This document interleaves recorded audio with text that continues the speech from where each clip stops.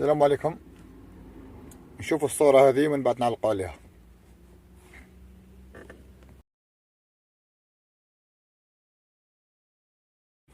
السلام عليكم ورحمة الله تعالى وبركاته.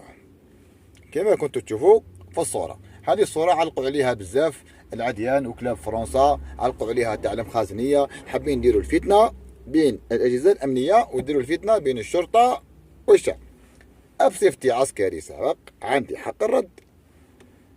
كما كنتوا تشوفوا هذه الحقيبة كانت في باركة ولاية باتنا، شكوا فيها أنها لغم.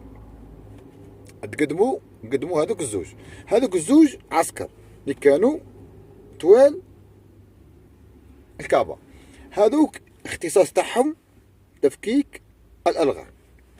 حبيت نقول لك باللي كل جهاز والاختصاص تاعو، حتى رجال القوات الخاصة وما عندهمش حق يقدم للكعبة هذيك. القانون الجزائري يمنع أي شخص يقدم لهذيك الحقيبة الملغمة أو المشكوك فيها إلا رجال الهندسة.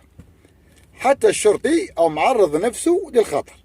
حنا عندنا شعب مهبول ويلوح راسه في كل بلايص. لازم على الشرطي أنه يحمي المواطن من نفسه. المهم، تحية عسكرية لكل الأجهزة الأمنية وبالخصوص رجال الشرطة.